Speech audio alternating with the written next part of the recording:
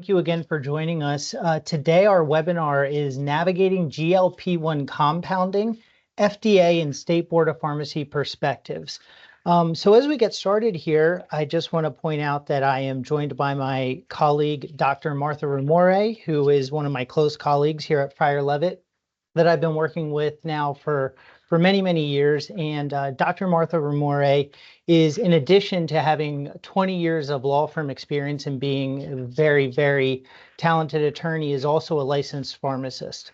And she has an extensive background in a wide variety of healthcare and life sciences matters, especially pronounced in the FDA area as well as in the compounding pharmacy area. So she brings quite an extensive and thorough background to this subject matter that we're speaking about here today.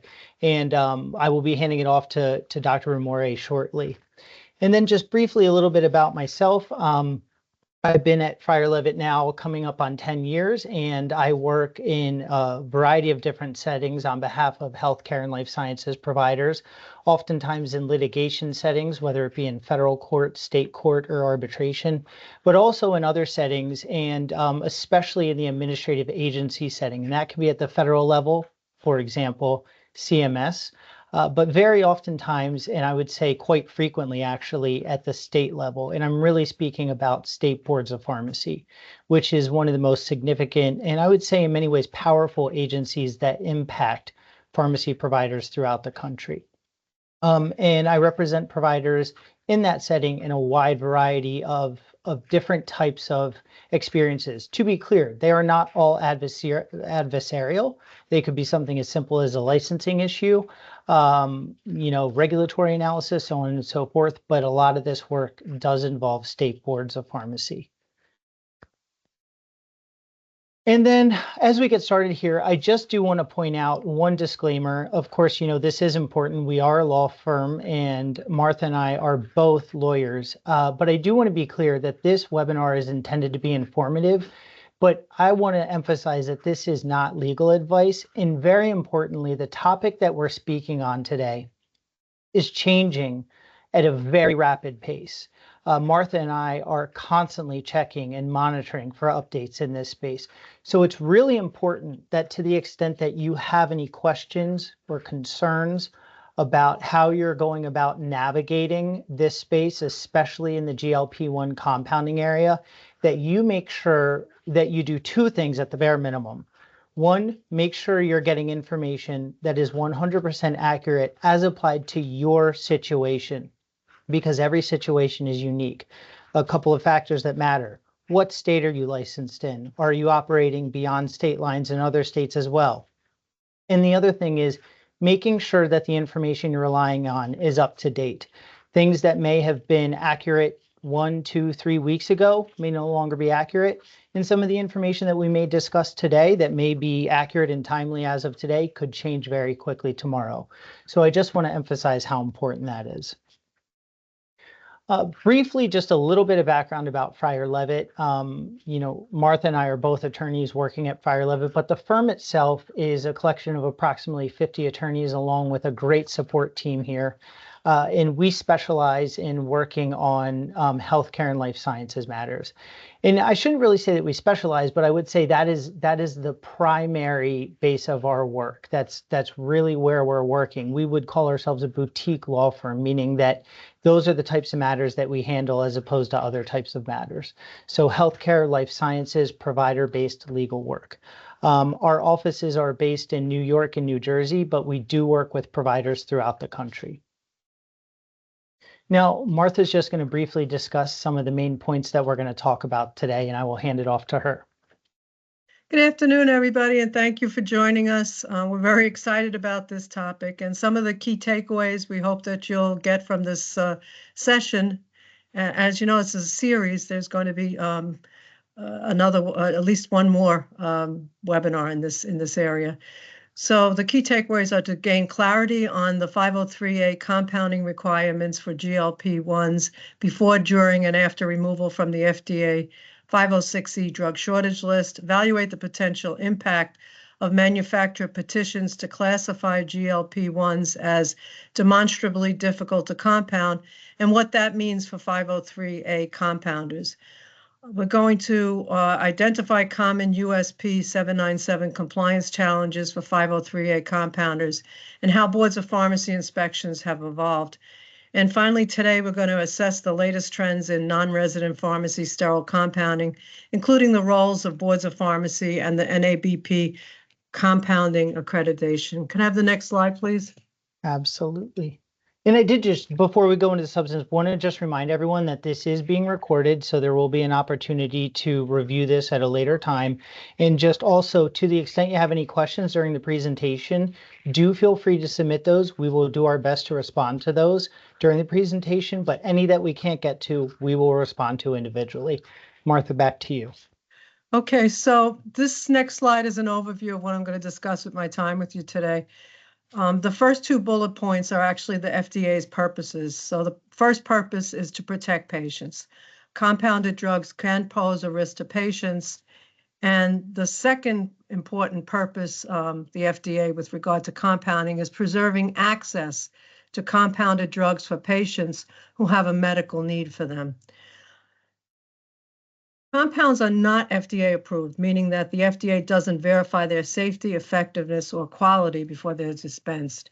So we're going to talk about also the 506E shortage list and what that means for GLP-1 compounders. And then just some background, we're going to talk, so in 2012, the fungal meningitis outbreak, that resulted in a compounder shipping contaminated compounded drugs throughout the United States. And that led to more than 750 cases of illness and 60 deaths in 20 states. The direct results of that was the passage of this Drug Quality Security Act, and that amended Section 503A of the Food, Drug, and Cosmetic Act. And it also, by the way, removed unconstitutional provisions related to restrictions of advertising and solicitation of prescriptions for compounded drugs. The law also created 503B, which pertains to outsourcing facilities. And within the confines of this DQSA, FDA has made compounding safety a priority. They've implemented a very large number of guidance documents. They've convened advisory committees. They've developed a compounding center of excellence, and they've collaborated with state boards of pharmacy, mostly, although physician compounders are still also subject to 503A. So there's been 24 plus draft or final guidance documents, and at least 4 of those pertain to products that can and cannot be compounded. FDA has a lot of written and sometimes changing guidance on drug compounding. Another thing is the Memorandum of Understanding. We're going to talk about that. The Memorandum of Understanding, that was with states addressing certain distribution of compounded drugs. FDA was challenged regarding the MOU twice, so the third time may be a charm. They've received thousands of comments regarding the Memorandum of Understanding. And last time only a few states signed on to it. Now FDA has stated they're going to be updating it very soon, and this time it's going to go through the proper rulemaking and process, so it cannot be challenged. We'll talk about that today. Advertising rules, that's not going to be this talk, that'll be the next one, but FDA initially had prohibited all advertising of compounded drugs, and that certainly is not the case today, but there still are strict rules to follow. Inspections and enforcement, my colleague Lucas Morgan is going to discuss the FDA and state inspection trends, so I'm not going to elaborate on that. Just going to mention that FDA is conducting inspections together with state boards, and the last update that they had on their website was back in 2018. And at that time, they indicated that they had conducted over 500 503A inspections, and they had observed problematic conditions in most of those inspections. They had issued 150 recalls of compounded drugs and more than 180 warning letters and 70 referrals to DOJ and other state and federal regulatory authorities. So no one has really taken the time to tally it up over the last 7 years, how many more inspections there have been, but I'm sure the the number is quite substantial. I'm going to talk a lot about this Pharmacy Compounding Advisory Committee, this PCAC. They advise FDA on bulk substances nominated for use in compounding. We're also going to talk a lot about the FDA shortage list and the difficult to compound list. I assume a lot of you don't know too much about that list, but those have great implications for compounding of GLP-1s. Some of you might look at this list and say, you might argue that the regulatory burden that's created is onerous, and it's actually contrary to the other stated mission of FDA with regard to compounding that you see on the slide, which is preserving access to compounded drugs for patients who have a medical need for them. And I just cite as an example, office use stock compounding. In order for 503As in most states can't do that. And in order to do so, a pharmacy needs to transition to a 503B. And that's very difficult and very expensive, and it's beyond the grasp of most pharmacies. And finally, I'm going to speak about brand company pressures, actions, litigation, and talk about the OFA litigation, what's happening with that. Next slide, please. So this slide is just a list of FDA warnings regarding compounded GLP-1s. You can see there's been quite a number of them. There are safety concerns and adverse events, and FDA does face pressure to regulate compounded semaglutide and tirzepatide. In some of these warnings, one was the sodium salt, one was they were compounded with BPC 157, which happens to be category 2 on the FDA bulks list, which that means it cannot be compounded. Dosing errors for patients drawing up and administering incorrect doses, dosing errors from healthcare professionals miscalculating doses, prescribed in doses or quicker titration schedule exceeding that in FDA-approved drug label. Compounding retatrutide. Retatrutide is not FDA approved. It's an investigational drug, and that means it cannot be compounded, but that's not to be confused with liraglutide, which, by the way, FDA just approved a generic version. So the first generic version of a GLP-1 medication has actually been approved. There was a warning on counterfeit Ozempic. There was a warning on illegal online sales, and then research-only versions of these GLPs sold directly to customers. Next slide, please. It's important to understand that Section 503A(b)(1) contains the specific substantive requirements to qualify for the exemption from new drug approval, GMPs, labeling, things like having a package insert. And so for drug products to be compounded using bulk substances, also known as APIs, they have to comply with the standards of an applicable USP or NF monograph, if a monograph exists, and the USP chapter on pharmacy compounding. If there is no such monograph, and by the way, FDA does not consider dietary supplements monographs to be USP, NF monographs for these purposes, then they have to be drug substances that are components of an FDA-approved drug. And if they're not, components of an FDA-approved drug, or they don't have a USP or NF monograph, then they have to appear on this list that's developed by the FDA through regulations, this 503A bulks list that's in 21 CFR section 216.23B. So next slide, please. As part of the FDA's evaluation of substances to add to this bulk list, FDA has to convene and consult with this Pharmacy Compounding Advisory Committee. And this committee's recommendations are not binding on the FDA, but FDA makes independent judgments based on what the committee recommends. The FDA also has to consult with the USP when they're promulgating the regulations. Right now, this bulk list comes into play when you're compounding GLP-1s in combination with one or more bulk additional ingredients, which are either not components of an FDA-approved product or don't have a USP monograph. So the PCAC is very involved, intricately involved in the difficult to compound list, the bulks list, and the withdrawn or removal list. Next slide, please. So this is the 4 lists that FDA has that pertain to compounding. We've got the 506E shortage list, the bulks list, the demonstrably difficulties to compounding DDC list, and the withdrawn or removal list. We can just talk 1 sentence about the withdrawn or removal list. Drugs that are on that withdrawn or removal list, they cannot be compounded because they're on that list. They were withdrawn for safety and efficacy reasons, so they definitely cannot be compounded. The bulks list, let's talk about that on here. The bulks list is back in 2017, FDA issued this interim policy which provided for categorization of nominated bulk substances into 3 categories. And you see those 3 categories on the slide. And they put them in these categories while FDA reviewed substances and updated the list.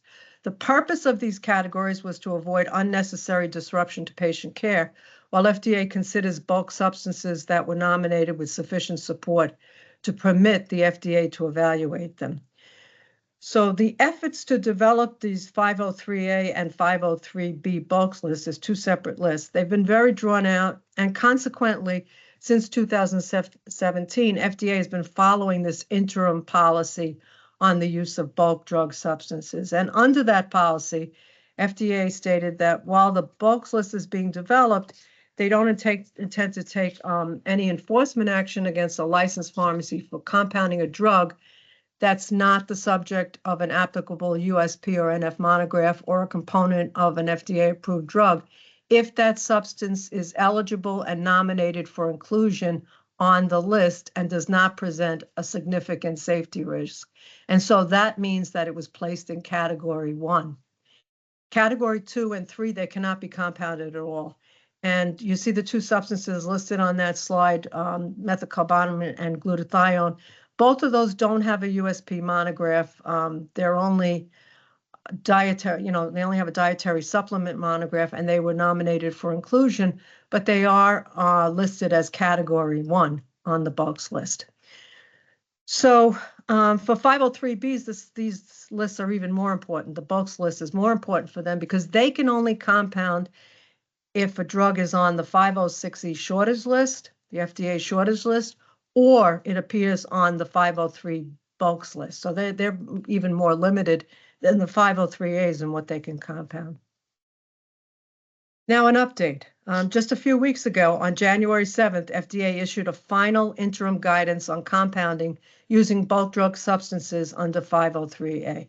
And basically what's changed with this January 7th, 2025 guidance is that FDA is no longer going to categorize these bulk substances, and if they're going to essentially be cutting off interim compounding for new nominated substances.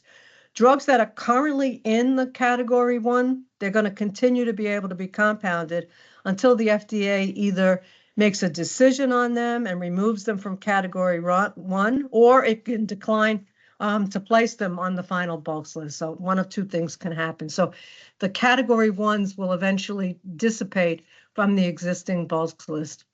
Any new proposed drug that's not yet approved may not be compounded until FDA makes a final and full review of the product and ultimately decides where it falls. And that's a process that could take several years. Compounders and other interested parties may continue to nominate substances for inclusion on these lists, but again, those substances are going to have to undergo the full evaluation process, the notice and comment period. FDA is going to continue to prepare these bulk lists on a rolling basis, but there's no way of knowing when a nominated substance is going to be considered other than by maybe keeping abreast of the PCAC agendas. Next slide, please. The next list I want to talk about is this demonstrably difficulties for compounding, this DDC list. And you may not have heard of this. This is a separate effort by both brand manufacturers of semaglutide and tirzepatide to ban 503A compounders from compounding them. Both companies have now petitions with the FDA to add these drugs to FDA's demonstrably difficulties for compounding list. Eli Lilly submitted their petition in August 2024 and Novo Nordisk October 22nd, 2024. If FDA decides to place these drugs on this DDC list, they can't be compounded. The DDC is a list of drugs that, regardless of if they're on shortage or not, they simply cannot be compounded. FDA has been working on the DDC list since 2000. And originally these lists were declared unconstitutional, but under the DQSA, they've been resurrected, and FDA has been working on these lists ever since. Update. On March 2nd, 2024, pretty recently, FDA issued a proposed rule which added some drugs to the list and provided criteria that the FDA intends to use to add the drugs to the list. And the slide has those criteria listed there in the bullet points: complexity of the formulation and certain other things. So right now there's a proposed rule under consideration to expand the list. In the petitions by these manufacturers to add semaglutide, for example, Novo asserted that the compounded versions of semaglutide have either higher or lower potency than that are indicated on the label. They claim that the API undergoes a unique process that involves yeast fermentation, and that process ensures higher potency and consistency. Petition also claims that compounded versions have higher impurities. So basically, the petition says that using API is inferior. That's although, even though every single certificate of analysis from an API manufacturer has to list impurities that are greater than a certain percentage. That's in a guide, in FDA guidance. The petitions question the delivery mechanism. They say that there are vials instead of pens. They point to Poison Control Center data. Although I think it's important to point out that the manufacturer markets insulin and other products in vials, which consumers directly inject. Novo cited adverse reactions with compounded semaglutide, but there are also thousands and thousands of reactions reported in MedWatch branded product. FDA has indicated that it's reviewing Novo's petition, and Eli Lilly is claiming that tirzepatide meets at least two criteria for inclusion on the DDC list. They're saying the complexity of the formulation and the complexity in the physiochemical or analytical testing. So, we recommend that, first of all, FDA isn't likely to act on those petitions until after the proposed rule is finalized. We do recommend consistent monitoring on this issue, and of course, it represents an escalation, if you will, of efforts by manufacturers to prevent compounding of their GLP-1 products. Can I have the next slide, please? So this is perhaps the most important list with regard to the GLPs. Ever since FDA announced the shortage for tirzepatide was over on October 2nd, compounders have been, looking at how to adjust their practices to comply with FDA requirements for what can be legally compounded outside of a drug shortage. Post February 18th, we'll talk about that date in a second, FDA has said that they will enforce prohibitions on compounding. So less than a week after the FDA determined that the tirzepatide shortage had been resolved, the Outsourcing Facilities Association, which represents the 503B outsourcing facilities, they filed a lawsuit against the FDA relating to the agency's removal of tirzepatide from the shortage list. And the lawsuit is based on several things. One is a claim that FDA acted in a reckless and arbitrary way to deprive patients of compounded tirzepatide. The lawsuit asserts that the FDA's decision did not seek or appropriately evaluate the tirzepatide shortage and supply. It certainly didn't survey compounders, the 503A compounders, and ask about the volume of what they're compounding. In fact, in its communication regarding the resolved status, the FDA confirmed that some shortages are going to persist. The lawsuit also asserts that FDA's action was a substantive rule that didn't follow the Administrative Procedures Act. And to date, there hasn't been any similar lawsuit filed by the 503A compounders. On October 11, 2024, FDA submitted a motion for voluntary remand and stay for the purposes of giving the agency the opportunity to reevaluate the decision at issue in view of the plaintiff's challenges. And it gave the FDA an opportunity to cure any legal APA errors.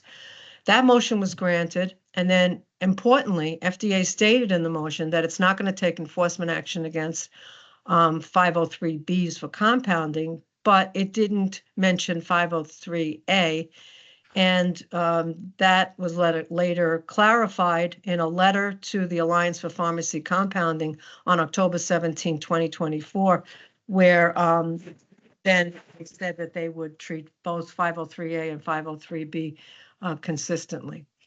Then on December 19th, 2024, FDA doubled down on its shortage resolution, and then it issued a declaratory order confirming that tirzepatide shortage has been resolved. And they provided this grace period of 60 days for 503A, that's until February 18, 2025, and 90 days for 503B facilities until March 19, 2025. And they said that during that grace period, FDA does not intend to take action for compounding essentially a copy.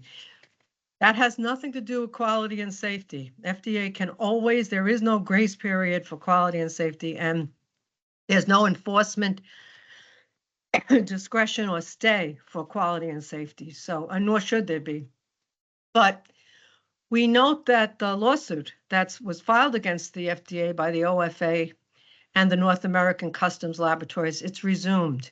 And Eli Lilly has now joined the FDA as defendants. And Lilly's brief contains claims which perhaps, I believe, mischaracterize Section 503A. And if those claims prevail, they would undermine the FDA's authority to stipulate conditions under which 503A pharmacies can compound copies of FDA-approved drugs.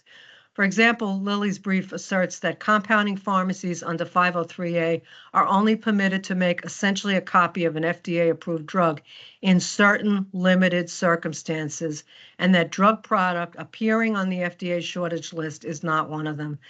I disagree, FDA and many in the field disagree. FDA clearly does have authority to determine the circumstances. It's done so in its guidance documents. The statute is clear in its delegation of authority to the FDA.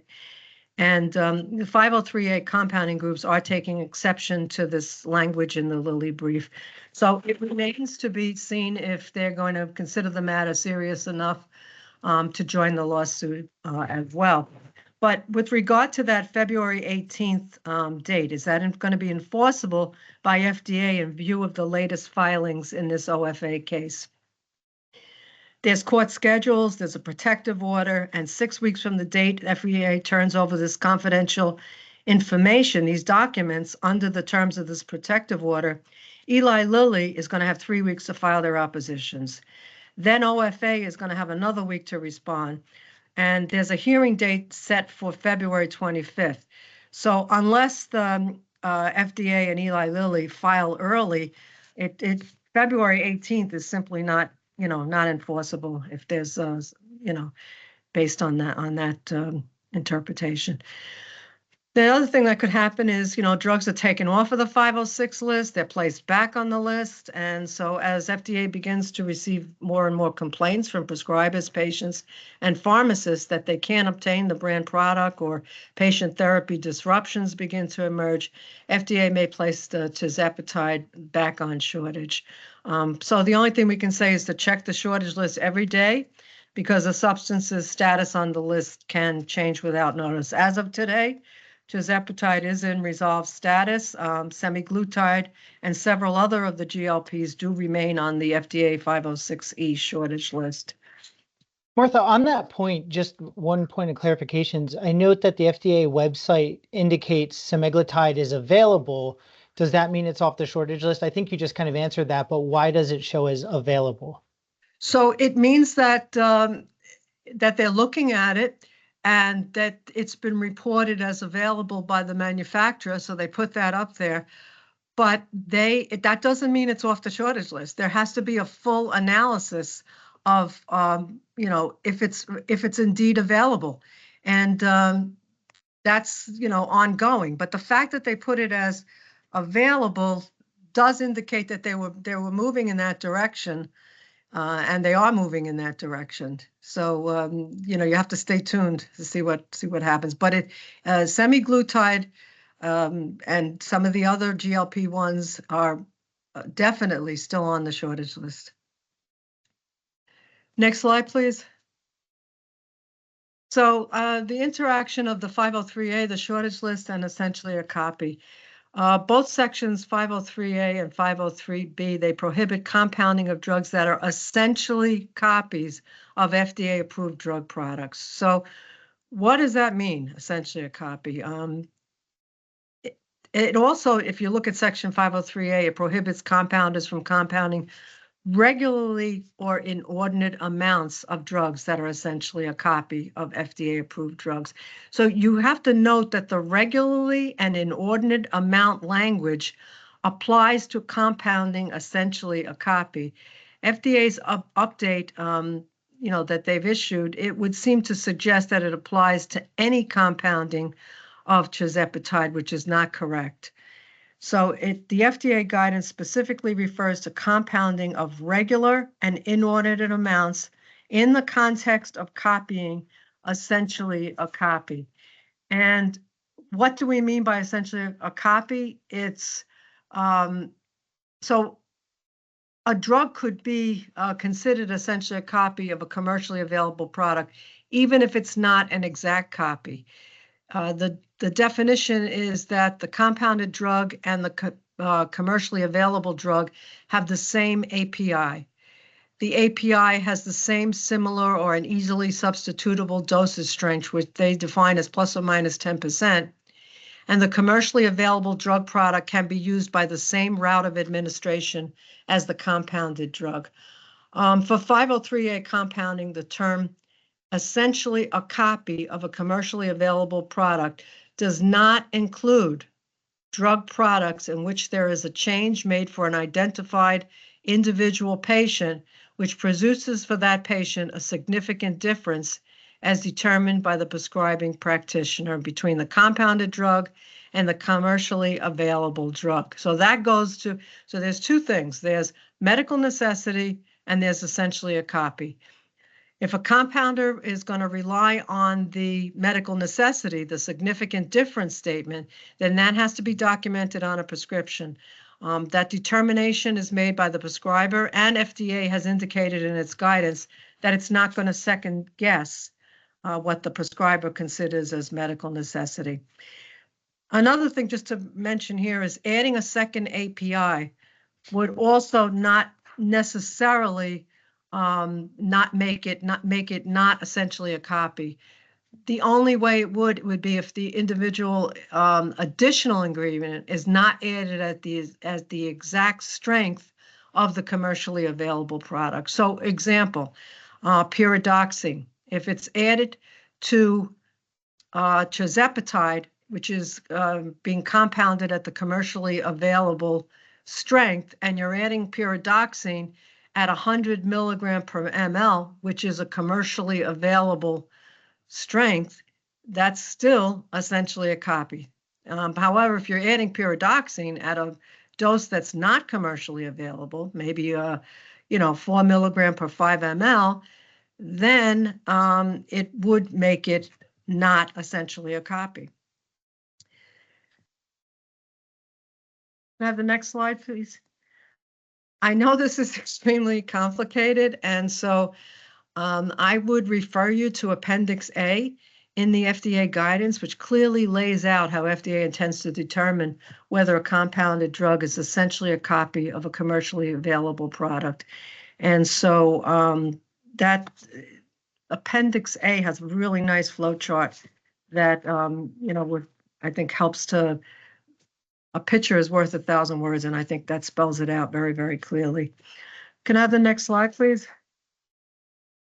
So FDA, as I mentioned, is ready to resurrect this memorandum of understanding. Back in October of 2020, FDA had issued a Federal Register notice regarding enforcing the statutory 5% limit on out-of-state distribution of compounded products for states that didn't sign their MOU.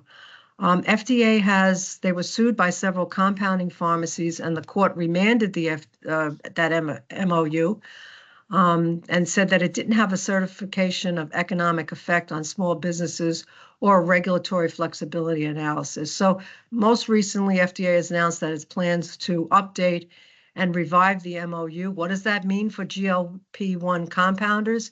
So if you're located in a state which doesn't sign that MOU, when it eventually, of course, what's in that MOU may be different from what the previous MOU was, but looking at what the previous one, if the state doesn't sign, then the pharmacy is limited to 5% distribution of compounds out of state. And that's 5% of the total prescription orders dispensed or distributed. If the state signs, then the pharmacy is going to be limited to 50%. And that's still, significant. And information has to be provided to the FDA. There's going to be a mechanism for reporting of serious adverse drug reactions to the FDA within a certain period of time. And there's supposed to be greater complaint investigation and physician oversight with regard to complaints and NADRs. Next slide, please. So best practices to maintain compliance and capitalize on market opportunities. I'm just going to mention here that given the GLP market has become so lucrative, many compounders have explored partnerships with ordering physicians to expand their access and their prescription volumes. They've taken the various forms: direct referral relations, white bagging for in-office administration, and telemedicine arrangements. There's even the Lilly Direct program, which I say if you can't beat them, join them. But it's very important that they're to be aware of the regulatory risks, the federal anti-kickback statutes, stock laws. Several states maintain laws that limit the ability of pharmacists to provide compensation or share fees with prescribing physicians, even if third-party insurance isn't involved. So just know the regulatory risks. And finally, my last slide, very quickly, just to go over what is the landscape going to be like for 503A compounding. You can see what the market is there. The GLP petitions I mentioned, the resurrection of the MOU. Tirzepatide could go back on shortage, or semaglutide could be removed from the shortage list. The OFA litigation, possibly extending of those February 18th and March 19th grace periods. Intersection of federal and state laws. I think Lucas will talk a little bit more about that. Possible additional litigation and evolution of PBM contracts. So with regard to the PBM contracts, even though it's a cash pay business, health insurance companies are starting to reimburse for certain forms of the semaglutide. And due to the cost of the drug, these PBM audits are likely to increase. That's especially true where they're dispensed off-label and require the pharmacy to demonstrate clinical justification. So I think it's very important that everyone be aware of what's going on. What you read, make sure you're confirming it. There's a lot of misinformation out there and a lot of misinterpretation. And we would say that if you don't know how to move forward, whether you're a physician, compounding pharmacy, or API manufacturer, it's important to stay within the boundaries of the law. If you don't understand what the rules are, then reach out to for legal advice. And with that, I'll turn it over to my colleague Lucas Morgan to speak more about the Board of Pharmacy and the USP. Thank you so much, Martha. And as she always does, she set me up for a perfect segue into speaking about Board of Pharmacy specifically, but also I think a point that Martha brought up at least twice, which is this notion of intersection between federal law, state law, and I also want to point out private enterprises. I think Martha had mentioned the notion of collaboration between the FDA and state boards of pharmacy and vice versa. And I would also say that when I speak about the intersection of private interests, I'm speaking about the manufacturers of the branded versions of these products, Eli Lilly as an example, but also starting to come on the periphery, as Martha mentioned at the close of her comments, PBMs. This makes for a very complex legal landscape. But I really do want to focus for the moment on the importance of your relationship with boards of pharmacy. Now, I speak on boards of pharmacy regularly, but I think in this context, it's really at a heightened level of importance. So just some points to keep in mind. As a very practical matter, based on everything that Martha just said, based on all of the information, you really just need to turn on your TV at night or pick up a newspaper, however you read those these days, to see some sort of reference to GLP-1s. As a result of this significant demand for these products, whether in the branded version or a compounded version, there is a heightened level of scrutiny by state boards of pharmacy, generally speaking as it relates to pharmacy operations, but also specifically as it relates to compounding and specifically compounding of GLP-1s. So I think the why to this has become pretty apparent and obvious. It's just because the demand is so high. And so it results in a marketplace where patient safety concerns and quality concerns of the product are at a very, very high ebb, so to speak. Concerns about the product sourcing. Where are you getting the product, specifically the APIs, and overall compliance with the law. And I would say this kind of comes into play in two respects. One is what I would call more traditional compliance with pharmacy laws, rules, and regulations, but also compliance with other relevant laws, including laws that govern healthcare providers and pharmacy providers' financial relationships with third parties. Now, I want to be clear that when you're working with boards of pharmacy, one of their first and foremost concerns and duties is protecting the safety, the health, and the well-being of the residents within their state. And they take this mission very seriously. I promise you that if you go to your state board of pharmacy's website or any other state board of pharmacy's website and you look at what their mission statement or statements is, you are going to find somewhere in there, if not the first thing prominently featured, a commitment to protecting patients and their safety, health, and well-being. And so I think if you keep that in the back of your mind or at the forefront of your mind in this context, that's going to serve you very well. So what are some basic pharmacy operational and quality concerns? Some good things to keep in mind.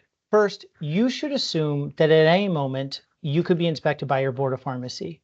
There may be instances where you receive advance notice of this, and I am seeing that occur in some situations. But you should also assume that these inspections could be unannounced, which boards of pharmacies and their teams of inspectors have every right to do that. You're operating as a licensed entity, and as to the individual pharmacists at your pharmacy, they are also licensees of the State Board of Pharmacy. So based on that unique agency-licensee relationship, boards of pharmacy have a substantial amount of discretion to inspect pharmacies to ensure ongoing compliance with all rules and regulations. So always make sure that all of your equipment is inspected, up to date with any required certifications. Certainly you want to make sure that it is maintained in a very clean and sanitary manner. You want to also make sure that all of your operations comply with any unique standards applicable to your state. And we'll talk about some of those standards a little later. Another thing that I also want to point out, and I alluded to this when I talked about kind of housekeeping, so to speak, as it relates to some of your financial relationships. Make sure that your marketing practices or any relationships that you have with any individuals, whether they be prescribers or medical practices that you're working with, are all reviewed and up to date as it relates to compliance with law. And again, that's where I can't emphasize enough the importance of working with qualified legal counsel. I'm going to say it again before this presentation is over. You need to have a mindset of prevention and being proactive. It is absolutely a best practice to work on these things now when there is not a problem and perhaps some sense of calm, rather than to look at these things in a reactive manner because someone has questioned them or called them into question. I also want to emphasize the importance of not forgetting the obvious. Do not forget the obvious. What do I mean by this? At this time, when there's this very heightened level of scrutiny, including also a heightened level of inspection and scrutiny to ensure that pharmacies are operating in compliance with applicable law, but also certain compliance standards. USP 800 is one that I think is on the forefront of many people's minds. I'm seeing one of two extremes. One is hyper focus on coming into USP 800 compliance if you're working in a state where that has recently become a requirement that you need to meet, and knocking it out of the park, so to speak, in that regard, but in that process, kind of forgetting some of the more basic obligations that you have. I would analogize it to the band that's working on the new song and about to go perform, and they practice, and then they go perform their concert and they nail that song and forget how to play the rest, and it's a terrible show because of that. That's kind of what this is like. Don't forget that just because you're in compliance with USP 800, doesn't mean you don't still have to meet all of the other more basic rules and regulations. Some of the most frequent and basic Board of Pharmacy violations, simple things: not posting hours, not posting licenses, not providing notifications regarding changes. It could be something like a change of location. We see a lot of that because of this increased demand. Pharmacies may be looking at moving into larger spaces to account for needing more space to be able to meet the demand for certain products like compounded products. Also, staffing issues, also directly related to demand. You might have decided that you want to bring on a few more pharmacy technicians to help meet the demands and take some of the pressure off your pharmacists. Be very sensitive to the pharmacist to pharmacy technician ratios. These very quickly can shift. Both one way is you just hire more pharmacy technicians than a single pharmacist can supervise, but also little simple things like shift changes, lunch breaks, so on and so forth, where you might have that short period of time where multiple pharmacy technicians happen to be working all at the same time under the supervision of a single pharmacist. Just because it's that 10 to 15 minute window of overlap where a few people may be leaving for the day and a few people may be coming in to start their shift. Now, I mentioned two extremes, and I think I'll hold off on just refining that point until I get through this slide. Product sourcing concerns. Again, it all goes back to focusing on patient safety. This often goes without saying. Buy from only reputable sources. I know you're probably saying, yeah, we get it. We don't need a lawyer to tell us that. The trick, though, is how do you vet what is a reputable source? What is a reliable source? You need to make sure that you are taking extensive steps and measures to ensure you're only buying from safe, reputable, reliable sources. Because I've said this before and I'll say it again, when you're in this type of a marketplace, there's going to be lots of people claiming that they are reputable and reliable. It is on you to ensure that you're vetting them to ensure that they truly are safe and reliable and reputable. It is not up to you to rely on their representations. That's not going to cut it. You need to assume that it is your duty and your responsibility to make sure that you're only dealing with reputable, reliable sources. Ensure that you always have all documentation available, readily available. And I want to emphasize what I mean by readily. Readily really means available upon request immediately. And for this, assume that your audience in this scenario is a state board of pharmacy inspector or an FDA regulator or an FDA inspector. If they visit your pharmacy for an inspection and they ask for something, you need to be able to produce it immediately upon request.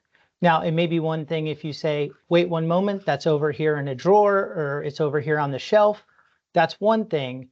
But if it's one of those things where you say, "Ugh, I'm not sure where that is at the moment, but I'm sure I could provide it to you later. Is it okay if I email it to you later this evening or tomorrow or the next week? Two things I'm going to tell you right now. That's not going to cut it. That is not readily available. Two, the inspector or the regulator is most likely going to tell you, sure, that's fine. That's not a trap though, because the inspector is simply letting you know, I've asked for it, you weren't able to provide it. That's on you. You need to know that you need to be able to produce these things.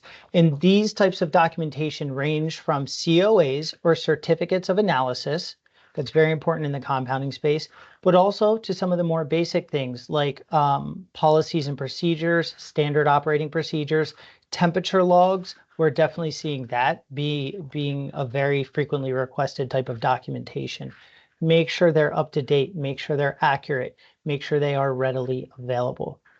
As to the COAs, I want to make sure that you understand that in addition to having the documentation readily available, that you have the proper documentation. The COA needs to come from the actual manufacturer. It is not enough to come from a third party located here in the United States, even if that third party is working directly with the manufacturer. You want to have obtained and you want to be able to show the trail, the chain of custody, so to speak, on the COA that you received from the manufacturer.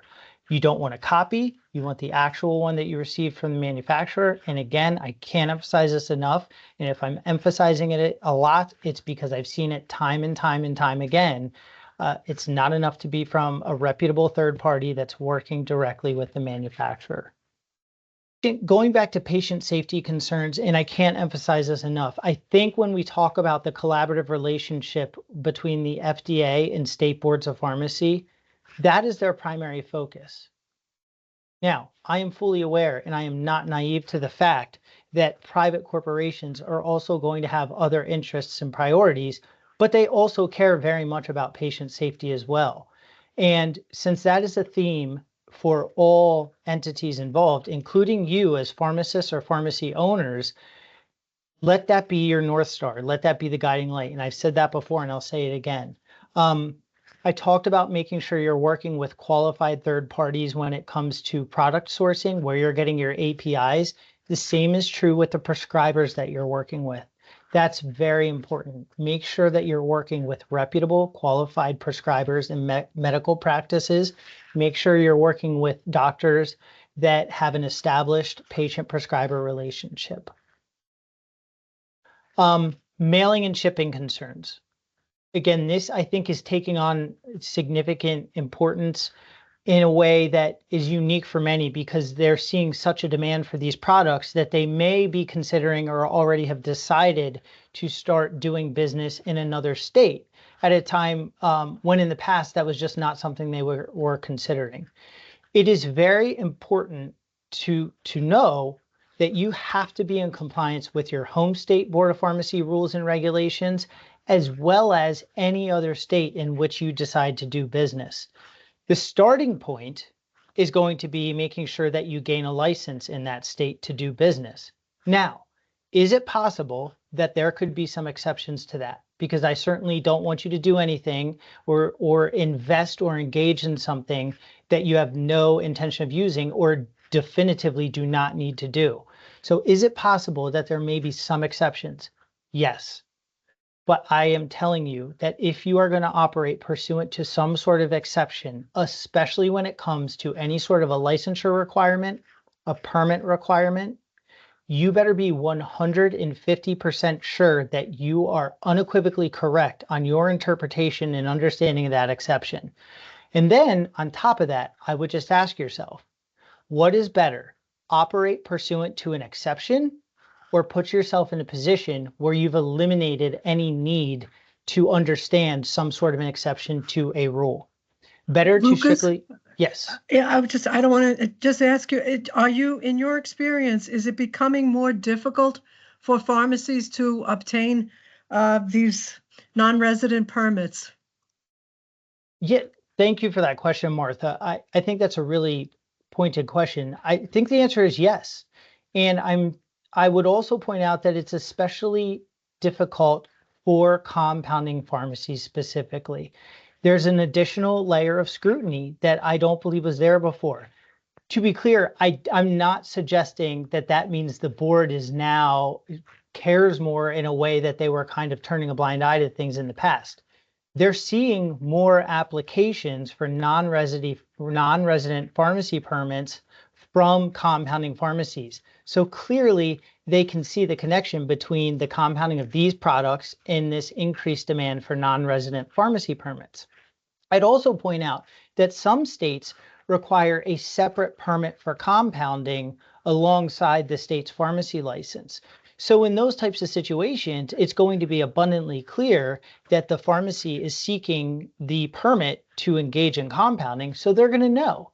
So like any other state would want to do, or any individual that is in a position of a gatekeeper or safeguarding the public health, safety, and well-being of their residents, they want to make sure that if they're gonna grant this permit, that entity and the individuals running that are fully qualified to do so in a safe manner in compliance with not only their rules and regulations, but the home state pharmacy's rules and regulations. So the answer to that question, Martha, is yes, it is more difficult, but there is a valid reason for that. Thank you. Thank you, Lucas. I've already pointed this, but I'm going to keep saying this. I'll say it every presentation I ever give. An ounce of prevention is worth a pound of cure. You have to do everything you can to prevent issues. You need to be proactive at the bare minimum, but I don't even think this is enough at this point. But know your home, and this is as it relates to Board of Pharmacy. Obviously, you got to know what's going on at the FDA level. You need to know your home state's position on compounding for GLP-1s. You need to know, do I need a separate permit for compounding? Have they made any statements very specific to this issue of GLP-1 compounding? Several states have. I point to New Jersey in this slide as one example. There are others, but you want to know this information. Engage with your board. When you have a question, get an answer. In my experience, boards of pharmacy want to hear from you. They want to talk to you. Remember, boards of pharmacy are usually comprised of similar professionals. Many of them, and oftentimes most of them, are pharmacists themselves. They may also be pharmacy owners. They may have previously owned pharmacies. So they're going to understand the position that you're coming from. So don't hesitate to reach out to them. If you find that you've reached out to them and asked a question and not gotten a response, find another means of reaching out to them. You can call them, you can email them. They often have options for submitting inquiries separate and apart from general email inboxes. And I would even say that depending on the circumstances, if you really think that you have something significant, schedule an appointment to go meet with them in person, or alternatively, just go visit the office to the extent that that's feasible for you. Another important thing, and I realize this can be time consuming, you can attend the Board of Pharmacy meetings. These are public meetings, and so oftentimes you're going to hear what is of a high level of priority and importance to them. So engage with the board. Communication continues to be important as part of that engagement. Know if your state recently adopted new rules and regulations. Just a couple of very recent examples. Louisiana, as of November 1st, 2024, just a few months ago, adopted USP 800 compliance as a requirement. Mississippi, as of January 1st, 2025, did this. And I want to point out, both states were giving substantial notice of this. This was not a secret. They were making pharmacists and pharmacies fully aware of this for many, many, many months, and also providing guidance and information about how the pharmacies could go about meeting this, or alternatively, if they were having concerns about their ability to meet it, what they could do. I point out Pennsylvania and New Jersey as examples of what I'd call early adopters of those requirements. So if you're either doing business in those states or considering applying to do business, be aware of that requirement. You always want to be cautious whether you're dealing with boards of pharmacy. It could be an agency like CMS or the FDA. Do be cautious. Understand when you're working with them, the potential, especially in like the inspection or an investigative setting. You know, you do want to be smart about how you go about dealing with them, but you should always be professional, responsible, responsive is what I meant to say. You want to be cooperative, responsive, professional, but do also just keep in mind that they are an administrative agency that has direct oversight with you. The one point I want to circle back to as we wrap up here and conclude, because just like that, an hour has gone by, is I had mentioned the notion of two extremes as it relates to coming into compliance with USP 800. It was that notion of hyper focus on trying to become compliant with USP 800, but in the process, hitting that out of the park, so to speak, but in the process, forgetting about some of the more obvious things that I've pointed to. The other extreme that I've seen is a mistaken belief that because this is such a new concept for certain states, that somehow they're going to just be granted an exception if they can explain, well, we weren't able to come meet the deadline, but we're working on it. That's not really an exception. And that's what the other extreme is. You've checked every other box except the USP 800 compliance piece, thinking that the board's just going to look the other way. That's not the case. These are very real rules and regulations that are enforceable by the boards of pharmacy. So you need to adjust your practices accordingly. That is an hour. That is it for me. Thank you so much for your time today. As I mentioned, I know there were some questions submitted, but time was flying. So Martha and I are going to endeavor to respond to those on an individual basis. Thank you so much for joining us today. We hope that you found this insightful and valuable. I know for Martha and I, it was enjoyable to give this presentation. Do not hesitate to reach out to either Martha and I directly with any questions you didn't present today. We are absolutely available to you as a resource. And I do just want to note that our next webinar, which is Litigation and Business Strategies for 503A GLP-1 Compounding, Navigating Regulatory and Legal Risks, that is set for February 13th at 12:30 p.m. Eastern Time. So in that webinar, our attorneys that are presenting are going to dive into FDA policies, recent litigation trends, risk management strategies to help compounders assess and mitigate business and legal challenges. So join us. And the other thing I know is that as Martha and I and our other colleagues here continue to monitor this fast-changing situation, we'll also have any recent and timely updates during that presentation. So thank you, everyone.